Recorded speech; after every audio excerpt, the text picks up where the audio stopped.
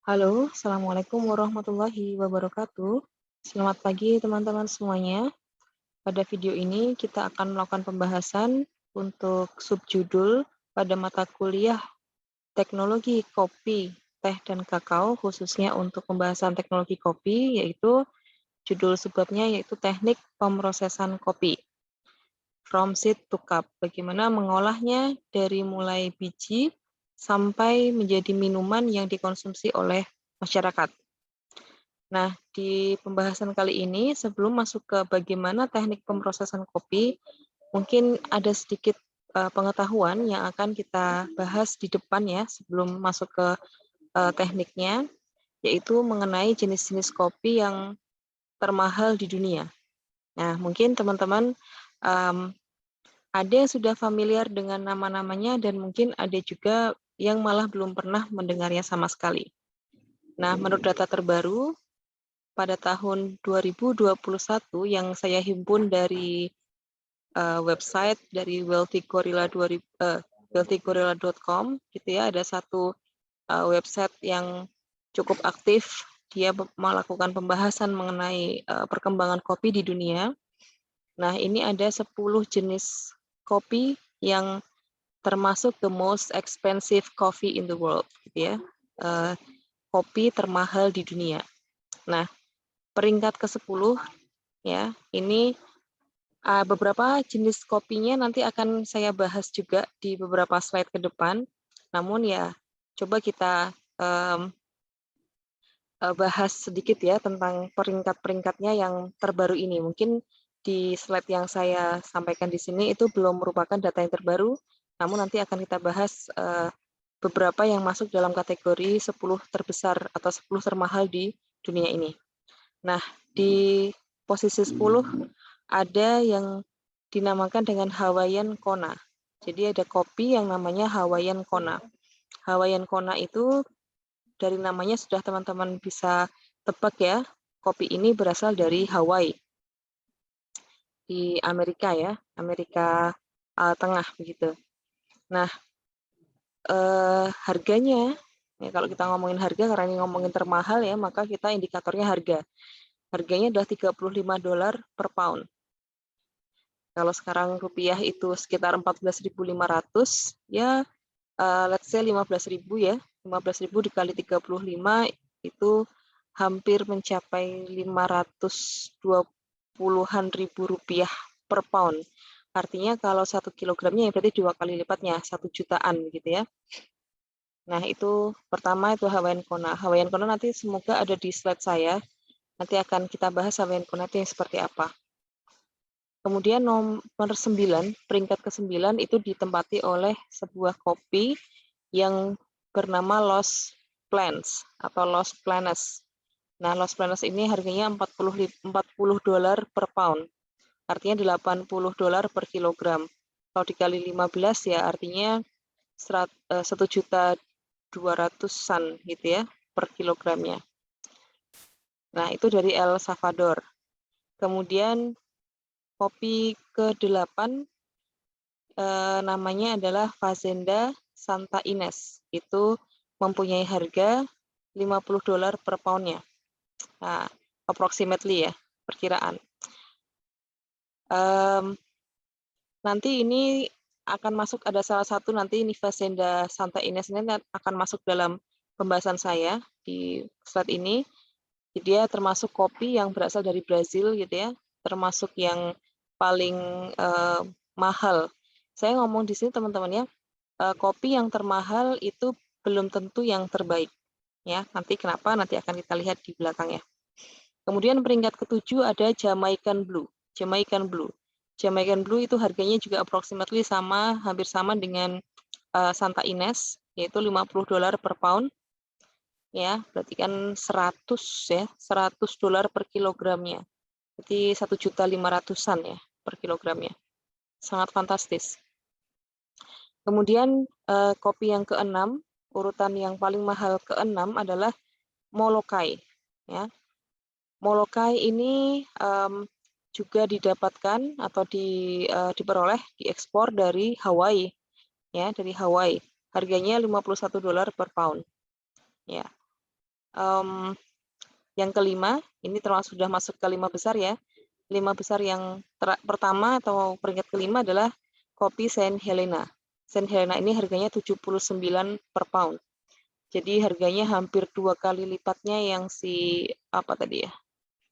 Yang dari El Salvador tadi. Nah, seperti Los Planes gitu ya. Hampir 2 kali lipatnya Los Planes. Luar biasa. Itu per poundnya. Artinya 1 kilogramnya berarti sekitar 160 dolar per kilogram dikali 15.000. Berapa rupiah? Nah, coba ya.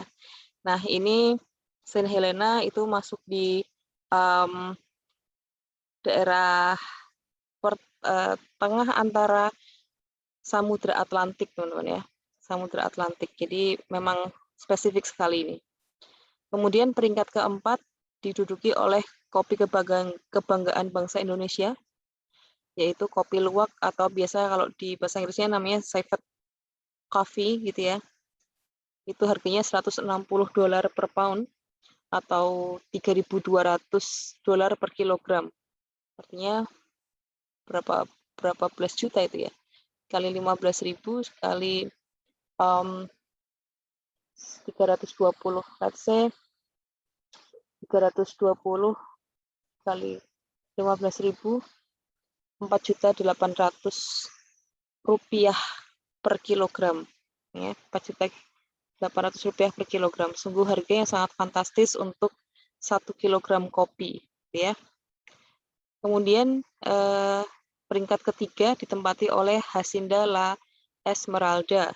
Harganya luar biasa, ini hampir 2 kali lipatnya lebih dari kopi luwak, yaitu harganya 350 dolar per pound. Berarti 700 dolar per kilogram. 700 dolar per kilogram. Berarti kalau kita pakai 1 dolarnya yaitu 15.000, berarti 700 dikali 15.000 yaitu 10.500.000 rupiah ya per kilogramnya. 10.500.000 rupiah per kilogramnya. Hacienda La Esmeralda. Hacienda La Esmeralda ini berasal dari Panama. Sepertinya ada juga nanti di slide saya. Kemudian peringkat kedua yang termahal kedua di dunia yaitu Finca El Injerto. Itu mempunyai harga atau dibanderol dengan harga 500 plus ya, 500 dolar plus per poundnya. Artinya 1.000 dolar per pound. Ya, sekitar 15 jutaan ya per kilogramnya gitu ya. Sekitar 15 jutaan per kilogramnya. Sungguh luar biasa. Finca ini dia ada dari tidak disebutkan ininya, tidak disebutkan daerahnya ya. Kalau saya tidak salah lupa ya, tidak lupa ini dia ada dari Brazil juga nih. Nah, semoga ada di slide saya berikutnya ya. Nah, kemudian yang menduduki peringkat teratas ya, pemenang dari seluruh kopi yang paling mahal di dunia itu ditempati oleh dipegang oleh Black Ivory Coffee. Itu mempunyai harga 1.000 dolar per pound atau 2.000 dolar per kilogram.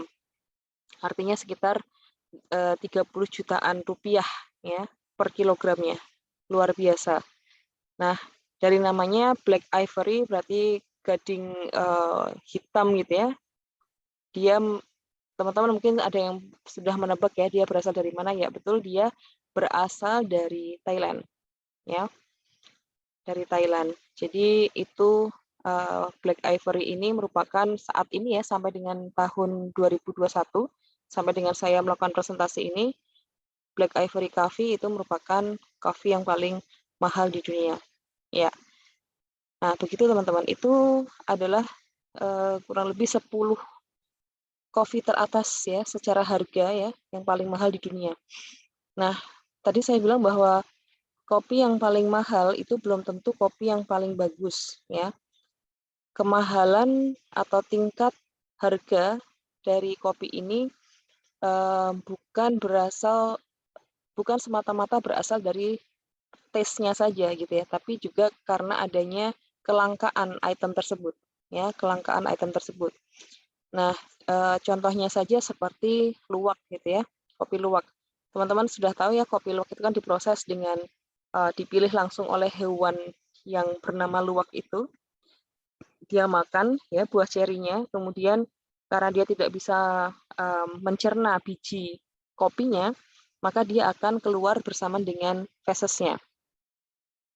Nah, mungkin teman-teman bisa membayangkan lah ya, berapakah produktivitas luwak itu menghasilkan kopi, karena dia juga sangat memilih ya, benar-benar kopi yang sudah sangat matang dan sudah sangat aromanya sangat sangat manis gitu ya, itu akan dipilih oleh hewan tersebut. Sehingga dengan adanya kelangkaan supply dan high demand dan permintaan yang sangat tinggi, makanya mengakibatkan harga-harga kopi itu yang tadi saya sebutkan itu menjadi sangat fantastis gitu.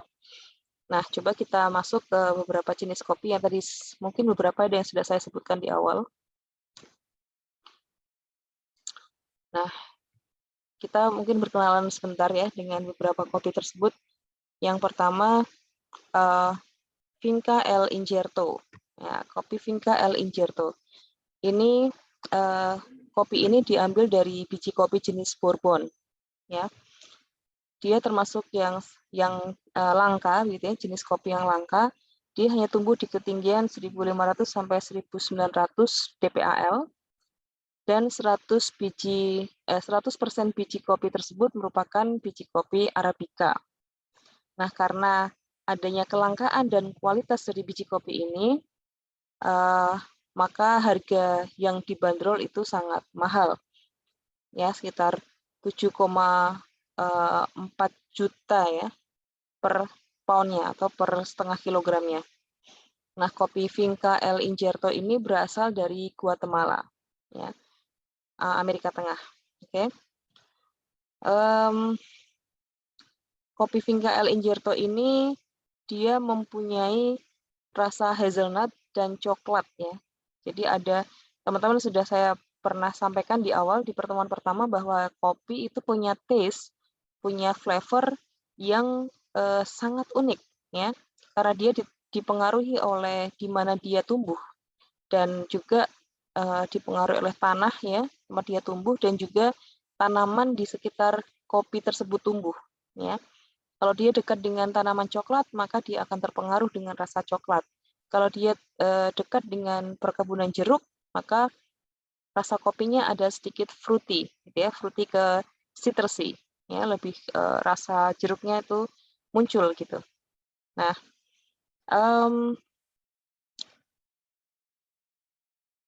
oke, itu untuk Finca El Injerto ya. Kita masuk ke jenis kopi yang kedua. Nah, kopi yang kedua yaitu Black Blood of the Earth. Nah, ini merupakan jenis kopi yang termahal juga di dunia.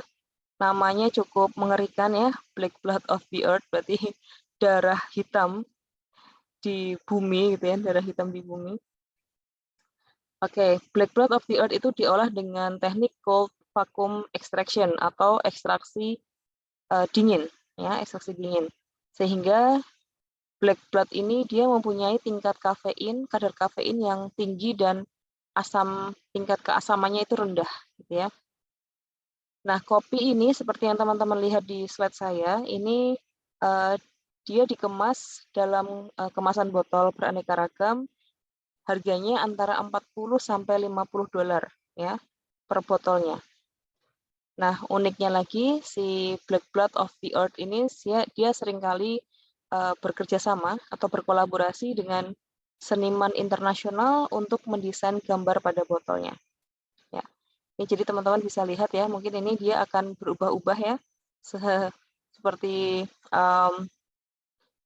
saat dia mungkin berkolaborasi dengan seniman yang satu dengan yang lain, dia akan mengubah desain dari kemasan pada kemasan ini gitu. Oke. Oke, kita lanjut yang berikutnya. Yang berikutnya ada El Salvador, ya, Los Planes. Tadi sudah ada termasuk nomor 9 kalau tidak salah tadi ya, termahal di dunia. El Salvador Los Planes ini kerap menyabet penghargaan bergengsi, salah satunya Cup of Excellence Award sebagai biji kopi terbaik di dunia. Nah, maka dengan titel itu maka tidak asing ya, tidak heran lagi bahwa si Los Planes ini merupakan termasuk dalam 10 besar kopi termahal di dunia. Nah, kopi ini punya karakteristik yang unik tergantung dari tingkat roastingnya. Nah, biji medium atau medium roasted, jadi roasting tingkat medium itu dia akan mendominasi rasa nutty and creamy. Jadi ada rasa-rasa kacang ya dan creamy. Creamy ada sedikit rasa krim ya. Sedangkan biji yang dipanggang dengan deep roasted atau setelah medium ya. Jadi level roasting, level pemanggangan setelah medium yaitu deep roasted, maka dia akan menghasilkan campuran rasa blackcurrant, coklat, dan gula merah. Jadi sangat unik, teman-teman. Sangat unik ini ya, El Salvador Los Planes ini. Oke, selanjutnya ada Hawaiian Kona Coffee. Nah, tadi yang peringkat ke-10 ya di tahun 2021 ini. Kona Coffee ini dia merupakan biji kopi yang ditanam atau yang spesifik itu tumbuh di Hawaii ya.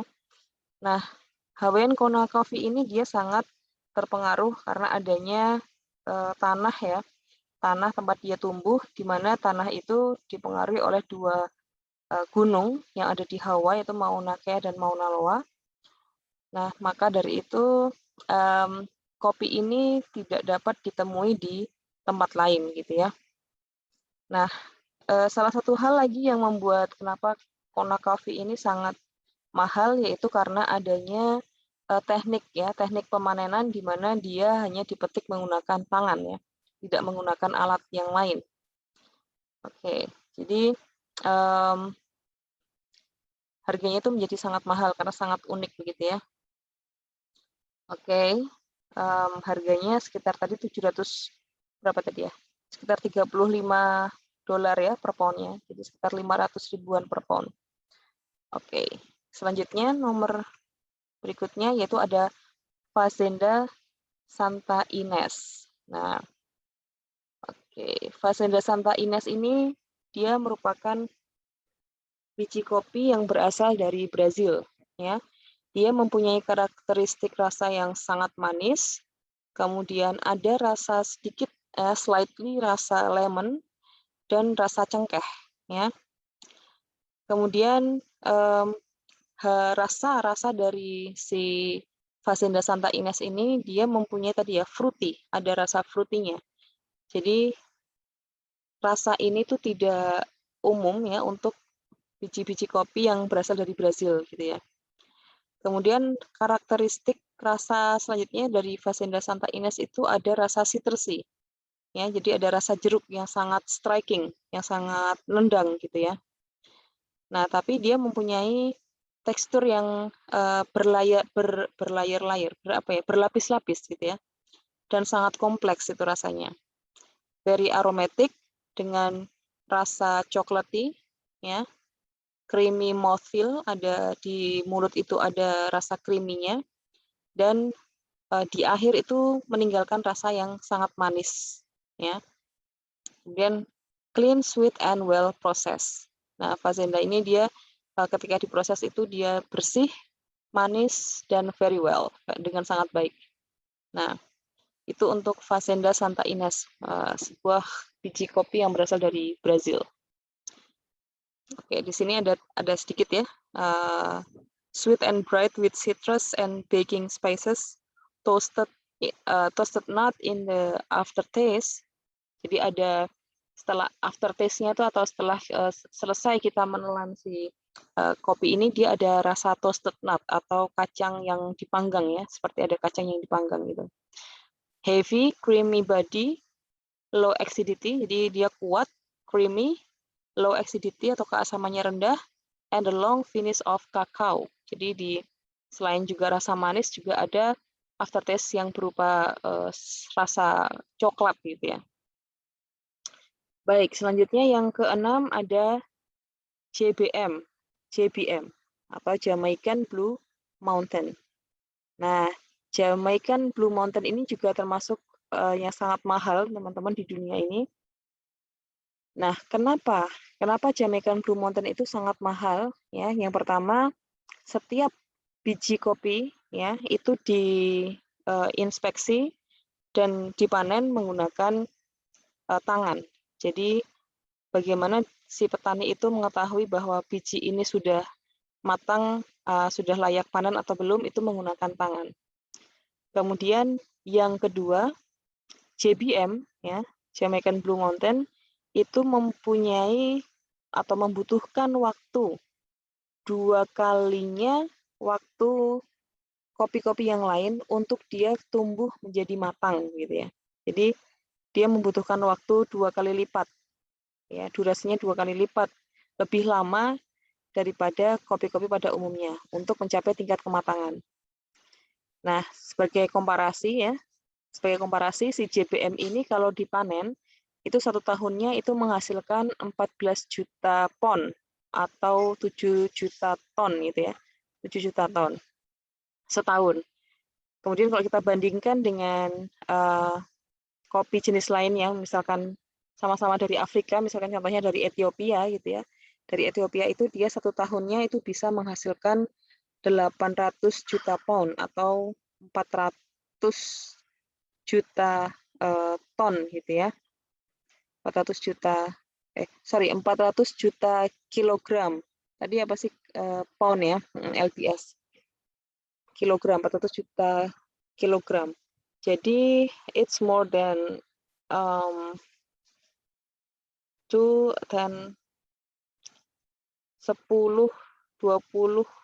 30, 40, 50, ya sekitar 5 kali lipatnya, 50 kali lipatnya teman-teman.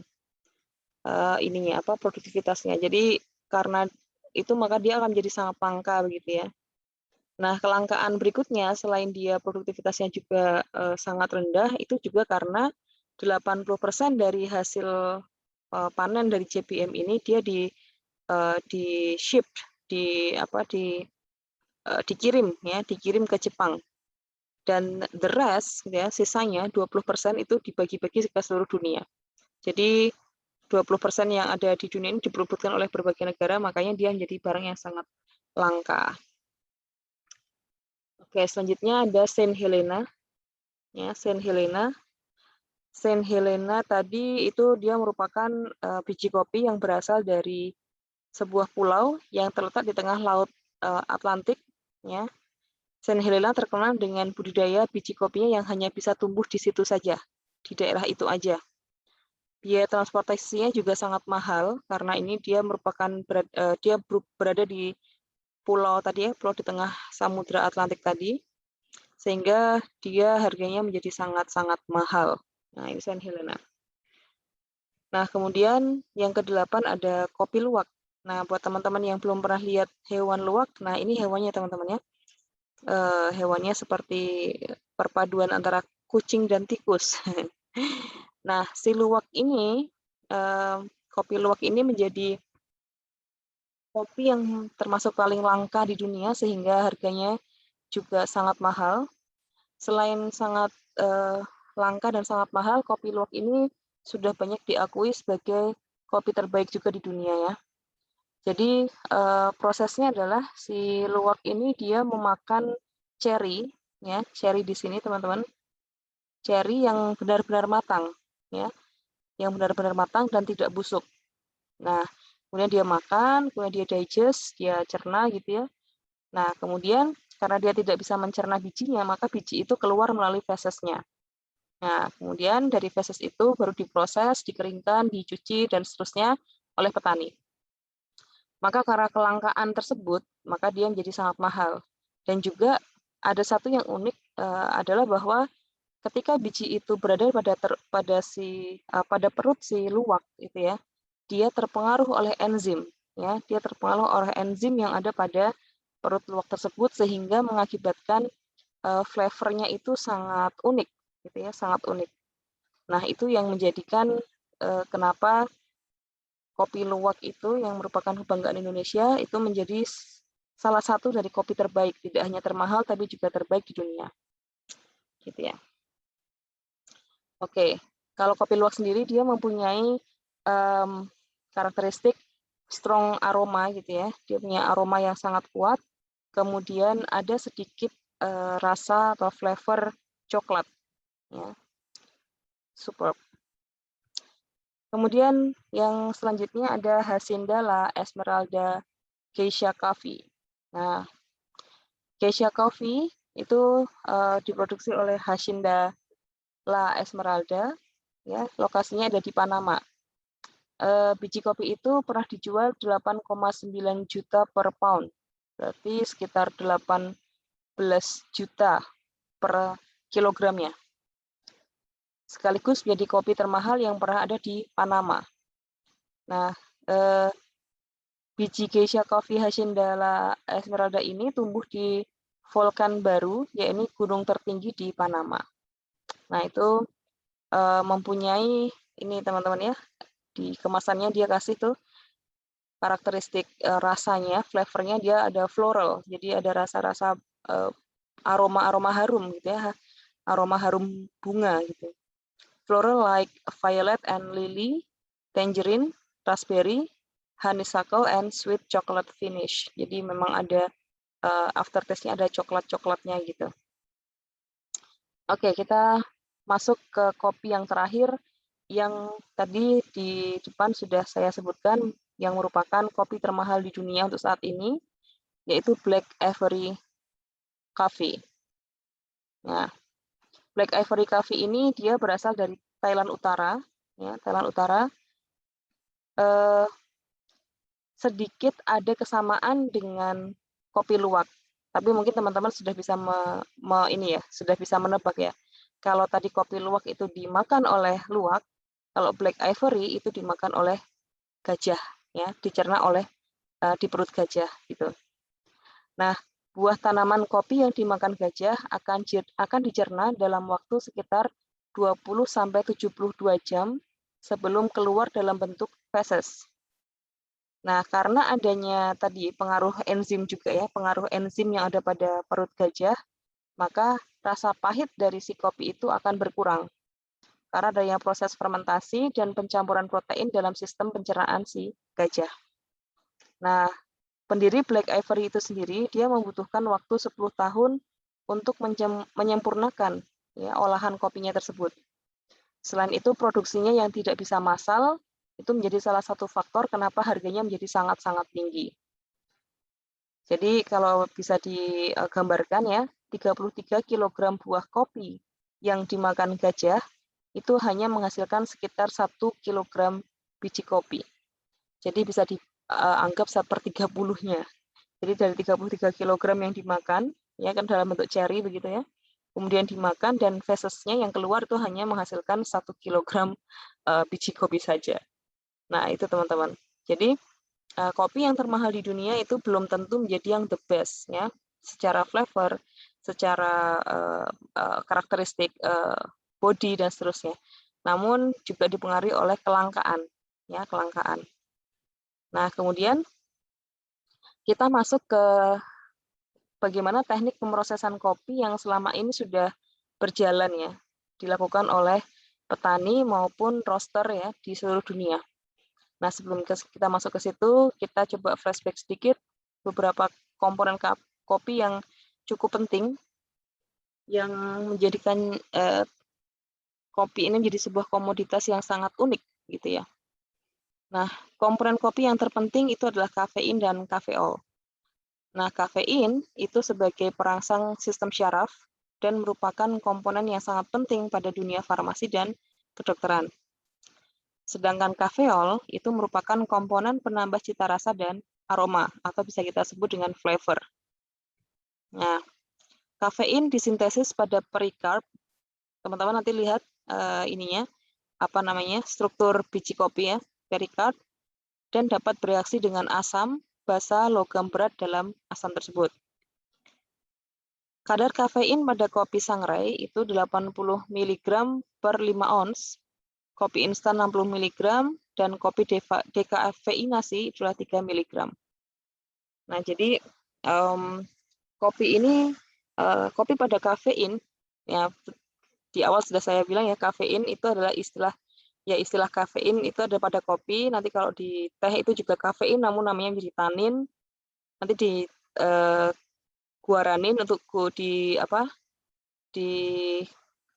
komunitas yang lain gitu ya. Nah, ini kafein pada kopi itu terkadang mengakibatkan asam lambung meningkat ya, memang karena adanya tingginya kadar kafein tersebut. Kalau hanya misalkan kopi tubruk gitu ya, berarti kan itu kopi Sangrai. Itu 85 mg dibandingkan kalau kopi instan gitu ya. Kopi instan yang sudah diolah, sudah dikurangin kafeinnya dan seterusnya itu 60 mg, bahkan kalau yang dikafeinasi itu 5 mg. Maka beberapa orang yang mempunyai sensitivitas terhadap asam lambung, dia biasanya memilih ke kopi dikafeinasi untuk tetap bisa mengkonsumsi kopi. Nah, pada sistem saraf pusat, kafein itu berpengaruh dalam mencegah rasa kantuk, menaikkan daya tangkap panca indera, mempercepat daya pikir, dan mengurangi rasa lelah. Ya, karena jantungnya berdegup ya. Jadi suplai oksigen dalam darah itu semakin banyak gitu. Di dalam tubuh, kafein bersifat antagonis terhadap fungsi adenosin atau senyawa dalam otak yang bisa membuat seseorang itu cepat tertidur. Nah, jadi karena dia antagonis, maka ya buat orang-orang yang cukup sensitif terhadap kafein, ya dia rasa kantuknya menjadi hilang gitu ya. Nah, ini komponen kimia pada daging buah kopi masak. Jadi daging cherry-nya. Nah, itu bisa teman-teman lihat yang paling besar memang ya, kalau buah biasanya memang air yang dominan, hampir 45% ya, 42, sekian gitu. Kemudian serat, gulanya itu sangat tinggi, jadi 9,46, maka kalau luwak itu dia benar-benar memilih yang matang ya, karena kandungan gula pada daging kopi, daging buah kopi, dia akan mempengaruhi pula bijinya, gitu. Nah, terus ada mengandung minyak yang volatil itu 0,1%, lemaknya 1,18, cukup sedikit. Untuk pada lapisan lendir yang menyelimuti biji kopi, itu jelas dia mengandung air itu 80-an% lebih ya. Protein, gulanya juga masih cukup tinggi. Oke, dan lain-lain. Untuk biji kopi kering, nah biji kopi kering ini dia didominasi oleh tetap air, dan yang pertama selulosa ya, atau serat kasar gitu ya. Kemudian lemak, kemudian air. Oke. Gula juga masih ada sedikit, kafein 1-2%. Nah, untuk menurut syarat mutu biji kopi sendiri itu diatur pada SNI 2907 tahun 2008. Yang pertama, untuk mutu biji kopi yang baik adalah yang pertama, tidak ada serangga hidup. Ya, tidak ditemukan adanya serangga hidup pada biji kopi. Kemudian biji kopi tidak berbau busuk atau berbau kapang, ya, tidak berbau busuk atau berbau kapang kayak bau jamur gitu ya, itu nggak boleh. Kemudian kadar airnya maksimum 12,5% dari fraksi massanya. Jadi berat per berat ya, nanti perbandingannya. Ada yang kalau di SNI 12,5 ya, kalau biasanya di industri itu maksimal 12%. Kadar kotoran atau sertaan ya pada saat panen kopi itu maksimal 0,5%. Nah, untuk menghasilkan ya dari seed to cup tadi, dari biji ke menjadi minuman yang dikonsumsi oleh masyarakat, ini ada rantai pasoknya teman-teman, atau supply chain-nya. Dari industri primer, industri sekunder, dan industri tersier. Industri primer itu yang seperti apa? Industri primer yang ada pada rantai pasok biji kopi itu adalah melibatkan kebun kopi pasca panen. Ya. Nah, di dalamnya ada penanam kopi atau petani, kemudian ada pengolah biji kopi dan pedagangnya. Nah, itu untuk industri primer. Ya. Selanjutnya, industri sekunder. Nah, industri sekunder ini termasuk di dalamnya adalah pabrik-pabrik kopi, teman-teman. Pabrik-pabrik kopi itu artinya bukan hanya pabrik besar yang mengolah kopi, tapi juga termasuk di dalamnya adalah roaster, ya roastery. Roastery itu adalah tempat pemanggangan, ya pemanggangan kopi. Jadi ada juga roastery itu yang skalanya rumah tangga, ya. Ada juga yang skalanya industri kecil gitu. Ada juga yang sudah industri besar dan multinasional. Jadi pabrik kopi di dalamnya ada roastery, ada pemrosesan kopi sangrai bubuk, ada pedagangnya juga, ya. Nah, kemudian sampai menjadi kopi end product, gitu ya, end user, dia ada proses transportasi di sana dan akhirnya masuk ke pasar, gitu ya, industri tersier. Nah, di dalamnya ada kafe, ada restoran, ada outlet retail, ada pedagang-pedagang kaki lima, gitu ya, ada reseller-reseller kopi gitu dan seterusnya. Jadi ini adalah rantai pasoknya, teman-teman. Cukup tidak terlalu panjang gitu ya, tidak terlalu panjang, namun memang karena adanya dominasi ya. Jadi karena langkanya kopi itu, maka biasanya pabrik-pabrik besar, ya perusahaan-perusahaan besar itu sudah mempunyai kontrak dengan petani bahwa panennya akan dimasukin ke pabrik tersebut. Jadi jangan sampai supply-nya akan kurang gitu ya. Maka pemainnya pun juga tidak banyak, namun cukup punya relung-relung pasar yang cukup dalam gitu ya. Nah, selanjutnya secara umum untuk mengolah kopi ini sendiri ada 2 proses gitu ya. Ada proses basah dan ada proses kering. Nah, nanti kita coba lihat. Nah, ini bedanya wet process dan dry process ya. Wet process itu adalah proses basah, dry process itu adalah proses kering. Nah, wet process itu produces washed coffee. Kalau dry process produces natural coffee. Artinya di wet process itu kopi itu melibatkan air ya, melibatkan air selama prosesnya. Jadi dicuci gitu ya, dicuci bahasanya. Nah, kita coba lihat ya, ini agak sedikit blur ya tulisannya. Nah, itu ada cherry receptions atau sorting. Jadi yang pertama itu sama-sama disortasi, tahapan yang pertama. Ini ya. Ini tahapan yang pertama sama-sama disortasi, ini juga disortasi. Kemudian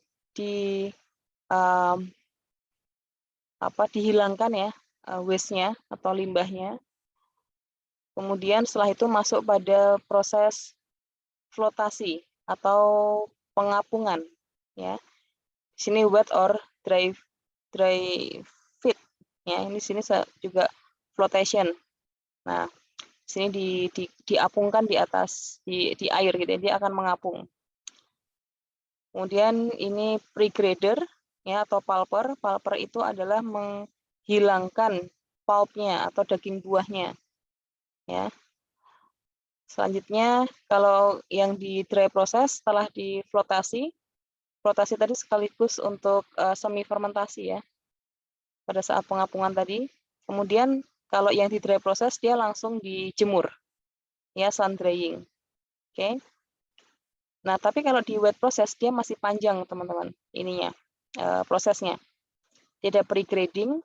Pre-grading berarti kan dia ada proses pemilahan ya, sesuai dengan grade-grade tertentu yang ditentukan oleh perusahaan. Selanjutnya ada fermentation proses, ya, dimasukin dalam fermentation tanks atau tangki fermentasi. Nah, kalau misalkan di situ tidak ada pre-grading, maka dari pre-grader tadi langsung ke fermentation tanks, ya, jadi langsung difermentasi. Selanjutnya setelah fermentasi kemudian dibersihkan teman-teman, dibersihkan karena dari fermentasi itu nanti akan menghasilkan seperti lendir-lendir atau cairan-cairan yang keluar dari si pulpnya tadi, si buahnya tadi. Nah, kemudian di washing ya, pencucian. Setelah itu grading ya, habis dicuci kemudian di grading lagi. Habis di grading selanjutnya adalah di drying ya. Di drying atau remove all apa itu saya tidak kelihatan itu ya, process water, kemudian setelah itu sun and or mechanical drying. Jadi kemudian di drying tahap kedua. Pada akhirnya tahapan yang terakhir yaitu storage atau conditioning. Jadi untuk sebelum storage itu pastikan bahwa biji kopi ini sudah mencapai kadar air yaitu maksimum 12% agar tidak tumbuh kapang, tidak lembab, ya, tidak tumbuh mikrobia yang lain selama penyimpanan. Oke, kita masuk coba ke proses basah ya. Proses basah itu karena tadi teman-teman sudah lihat ya prosesnya itu panjang, maka dia biayanya lebih tinggi. Nah, karena dia biayanya lebih tinggi, maka dia butuh nantinya ketika dijual itu juga harus harganya juga yang reasonable ya, harganya yang pantas untuk dijual dengan harga tinggi. Nah, untuk dalam hal ini karena kita punya di Indonesia itu mostly kita punya Arabica dan Robusta. Di dunia juga ya Arabica dan Robusta gitu ya. Dan Arabica itu merupakan biji yang lebih baik ya daripada Robusta, maka proses basah ini cocok untuk diproses atau diaplikasikan ke biji kopi Arabica. Karena nantinya ketika dijual, dia akan bisa dijual harga mahal. Tapi kalau Robusta kan udah mempunyai grade atau kualitas nomor 2 ya, kualitas nomor 2 di bawah Arabica gitu. Maka kalau di proses basah, dia tetap aja tidak bisa ngangkat harganya gitu. Nanti nggak, kalau istilahnya tidak cocok gitu ya. Nggak bisa, nggak masuk harganya ya. Jadi kalau Robusta ya cukup di dry proses aja.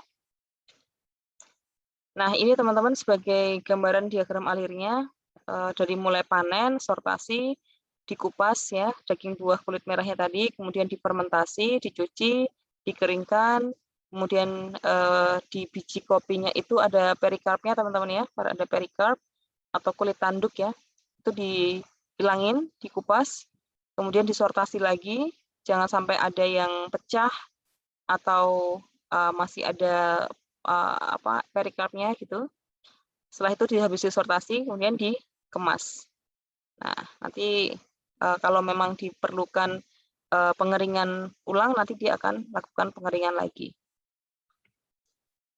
Oke, kita masuk ke proses panen ya.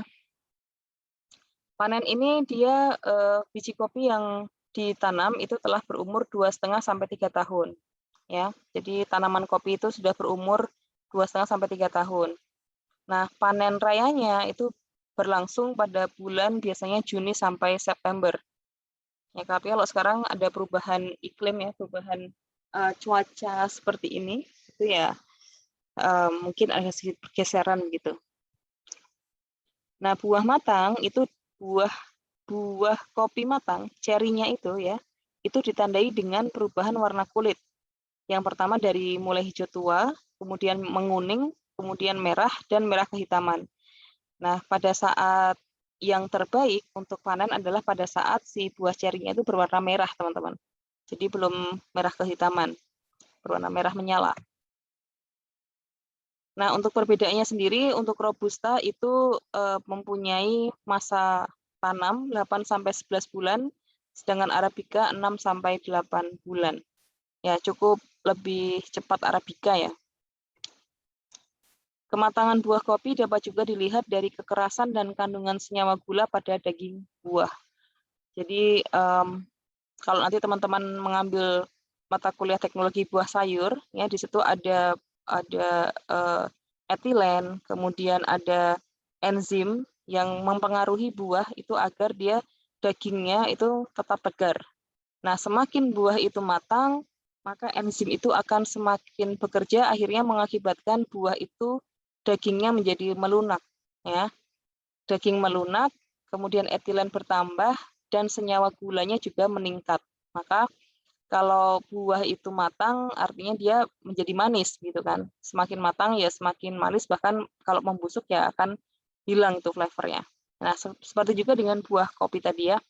Jadi dia dilihat dari kekerasannya, makanya untuk beberapa kopi seperti Kona dan satu lagi tadi yang termahal tadi ya, yang dipetik dengan tangan tadi, itu dia membutuhkan pengalaman ya, membutuhkan pengalaman dan ketelitian si petani tersebut, sehingga biji kopi yang dipanen itu benar-benar matang gitu, pada waktu yang paling tepat gitu.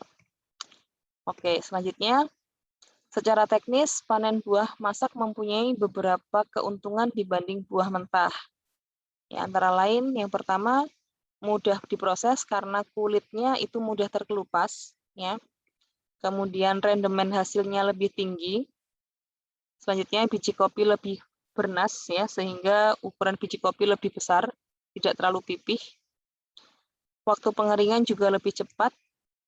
Warna biji dan cita rasanya menjadi lebih baik, ya, karena ada peningkatan senyawa gula tadi di dalamnya.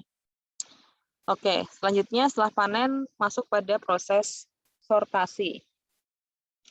Nah, pada proses sortasi ini buah kopi masak hasil panen disortasi secara teliti untuk memisahkan buah yang superior dari buah yang inferior. Jadi walaupun dalam satu tanaman, ya, satu pohon gitu, ya, tapi dihasilkan beberapa buah itu yang dia bersifat inferior.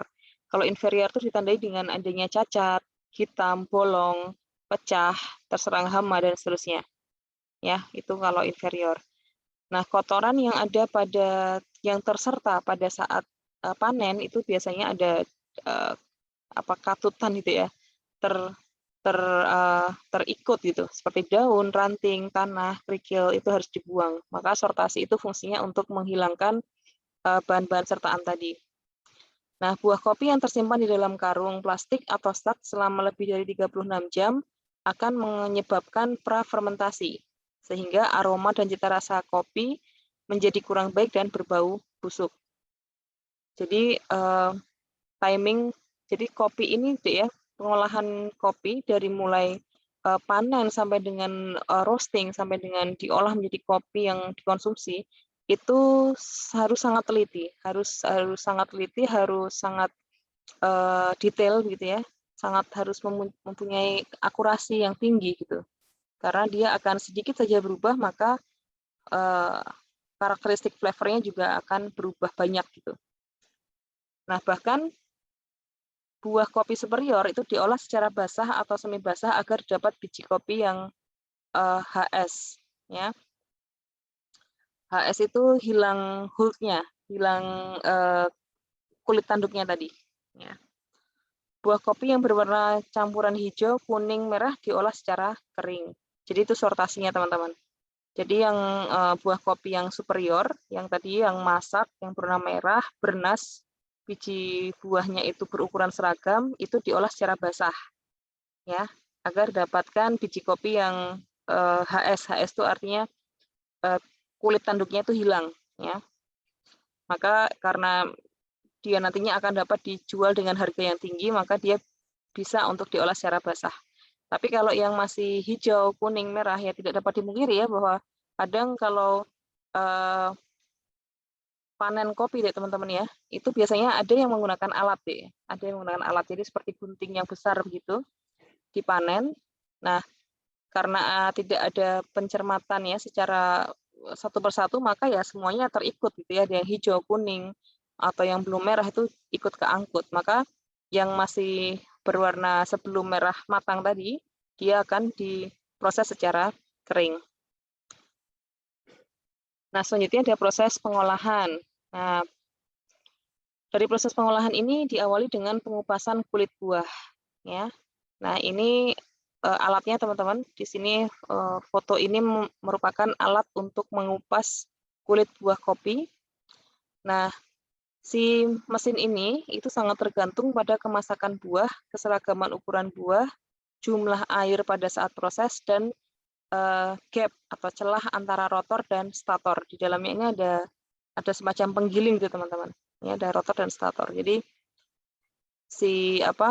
mesin ini dia bekerja dengan prinsip gesekan, gitu, ya, prinsip gesekan. Maka kalau buahnya matang, ya berarti dia mudah untuk mengelupas gitu, ya. Tapi kalau masih mentah, ya karena dia keras, maka untuk gesekannya akan susah, maka tidak terkelupas. Nah, selanjutnya masuk ke proses fermentasi. Nah, proses fermentasi ini yang memakan waktu cukup lama, teman-teman. Maka karena dia berkaitan dengan waktu nanti akan berhubungan dengan biaya, maka dia cocok untuk diaplikasikan pada kopi jenis Arabica. Nah, kemudian fermentasi itu untuk apa sih? Nah, tujuannya adalah untuk menghilangkan lapisan lendir yang tersisa di permukaan kulit tanduk biji kopi setelah proses pengupasan. Lapisan lendir itu, teman-teman, lapisan lendir itu kalau misalkan dia tidak bersih, hilang dari biji kopi, dia ketika nanti pengeringan itu dia akan mengganggu ya, dia akan menyulitkan si biji kopi itu untuk kering sempurna. Nantinya ketika dia tidak kering, masih ada yang menempel, maka nanti ketika dikemas, disimpan gitu, dia akan mengakibatkan kelembapan dan akhirnya menimbulkan kapang atau jamur dan mikrobia lain gitu. Nah, fermentasi itu akan diakhiri itu dengan melihat bahwa si biji kopi itu lapisan lendirnya sudah mengelupas ya. Lapisan lendirnya sudah mengelupas. Lama fermentasinya tergantung pada jenis kopi, kemudian suhu dan kelembapan lingkungan, serta ketebalan tumpukan biji di dalam bak tersebut. Jadi ini kan ada bak besar begitu ya, bak besar, kemudian dikasih air, biji kopinya dimasukin, kemudian didiamkan selama kurun waktu tertentu, tergantung dari tadi jenis kopi, suhu, kelembapan lingkungan, dan ketebalan kopi yang ada pada bak fermentasi. Nah, kemudian masuk ke setelah fermentasi yaitu pencucian. Nah, pencucian ini dia fungsinya untuk menghilangkan lagi sisa lendir yang kemungkinan masih menempel di kulit tanduk. Nah, untuk kapasitas kecil, pencucian dapat dikerjakan secara manual di dalam bak atau ember, sedangkan untuk kapasitas yang besar perlu dibantu dengan mesin. Nah, setelah pencucian kemudian tadi dipastikan betul bahwa tidak ada lapisan lendir yang masih menempel ya. Nah, kalau sudah benar-benar bersih, kemudian masuk ke proses pengeringan. Proses pengeringan itu untuk mengurangi kandungan air dalam biji kopi yang semula 60-65% itu dikeringkan sampai dia mempunyai kadar air 12% itu maksimum. Ya, maksimum artinya tidak boleh lebih dari 12%.